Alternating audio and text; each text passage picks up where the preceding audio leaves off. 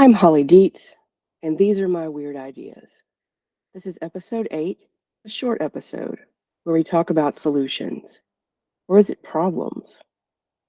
I've been thinking about problems, and maybe you have too. My dad used to tell me not to complain about something unless I had at least one way to make it better. He told me this would help me out when I got into the real world. No one likes a complainer, and everyone likes a solution. I'm thinking this may have been a part of my know it all foundational training. I think in some ways it did make me a better problem solver, but also I think it kept me from mentioning things that I had no hope of fixing or changing or controlling. I mean, really, how much control over anything does an 8-year-old have? Fast forward to the mid 2000s when I discovered Frances Fry discussing this very thing.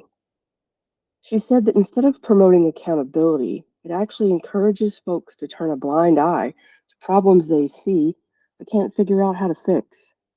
When you say, don't bring me problems, bring me solutions, what you're saying, in effect, is of all the problems you find, I only want to know about the ones you can solve. That, of course, pushed my dad's advice aside and lived rent free in my head for a while, until I forgot about it and was reminded just this week when an old Harvard Business Review article came my way. I felt some shame, which, as I've hinted at before, I don't believe anyone should feel about anything.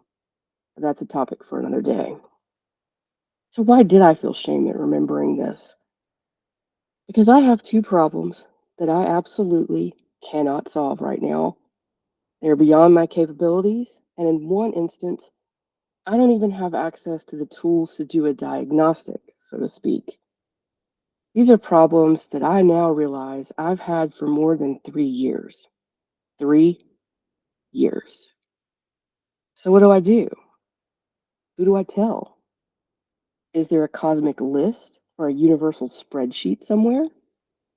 In the article, Francis talks about Toyota employees being empowered to pull something called an andon cord to stop the line if they've spotted a problem, even if it was one they couldn't fix. So that made me think about my own andon cord. Do I have one? Could I have one? What would that look like? Could it be Cove? That seems weird, but also totally on brand for me. So, how do we approach the unsolvable? How do you approach it? There are no answers here, just questions and thought experiments. I'd love to talk more about this with someone. Let me know if you're game.